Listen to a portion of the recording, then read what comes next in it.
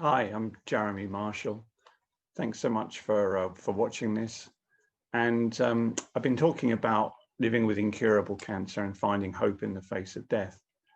One of the most common questions that people ask me, and I think people ask Christians in general, is this: if there is a loving God, if there is a God who even exists, why doesn't he do something about cancer? Why doesn't he do something about coronavirus? Here's my answer.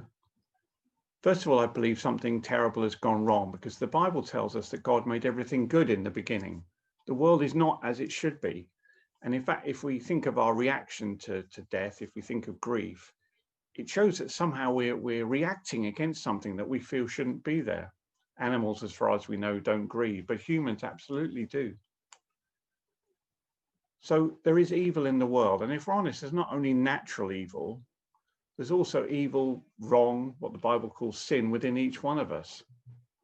A man called Alexander Solzhenitsyn said, the line between good and evil doesn't run between countries, it doesn't run between political parties, it doesn't even run between individuals, it runs right down the middle of each one of us. And if we're honest, each one of us has done things that are wrong, that have broken our relationship with God. We've rebelled against God. We've, if you like, said to God, to hell with you, I'm off, I want to do it my way. But the wonderful news then is this, which is to answer again the question, well, why doesn't God do something about this? Well, the Christian claim is that God did do something about it. That 2,000 years ago, the eternal creator God who made the whole universe and everything in it became a tiny baby and was born in an obscure corner of the Roman Empire. That's Christmas, right? That's Christmas. In a dark world came hope in the face of death. And that this little baby grew up to be a man like no one ever before or since, who could raise the dead, who could do amazing miracles, which nobody could deny. Even his enemies who hated him couldn't deny that he was raising people from the dead, healing the sick, feeding thousands of people, doing amazing things. But that's not, I believe, why he came. I believe he came to get us out of the mess of coronavirus and cancer, and also the mess that, if we're honest, each one of us has made, at least to some extent, of our own life. One thing I find amazingly helpful when I think about cancer, when I think about fear and anxiety, is that Jesus went through this as well. Jesus, who Christians believe is 100% human and 100% God, experienced the same fear and the same loneliness that we experience.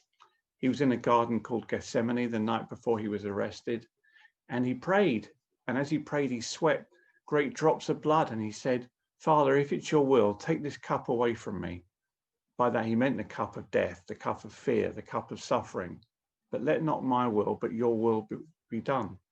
Now, I have no choice on suffering and cancer, right? I just have to keep going through it. In a strange way, I'm kind of glad that I can go through chemotherapy, because what I don't want to hear is, well, we can't treat you anymore. But Jesus had a choice because Christians believe he was perfect. The Bible says the wages of sin is death, but Jesus hadn't, if you like, earned those wages because we believe he was perfect. And he was also God, so he could have in a second defeated his enemies, avoided being arrested, and yet he could see the soldiers coming to arrest him. He knew he was going to die. So why did he do that? Why did he go through that fear and suffering? Two reasons, I suggest. One is that was the only way to get us back to God.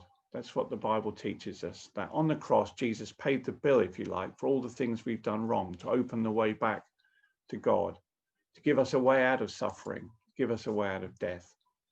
And what motivated him to do that? Love, friends. This is the amazing heart of the Christian faith, that creator God who could easily have just thrown us away, like if we do a bad drawing, you know, we scrumple it up and put it in the bin. He didn't do that. He loved us. He didn't scrumple us up, if you like, but he sent his one and only son into the world to die for us, to offer us a way back to God. Just finally, a man called Dietrich Bonhoeffer, who was a German pastor who stood up against the persecution of the Jews. He was executed just before the war ended. And before that happened, he smuggled out of his jail cell a little piece of paper, and on it he'd written this: only a suffering God can help us. Only a suffering God can help us. That's the Christian claim, that there is a God and that he is a suffering God, that in the person of his son, he died for us on the cross to offer us a way out of the mess of coronavirus, cancer, and this world, to offer us a way back to himself. Thanks for listening.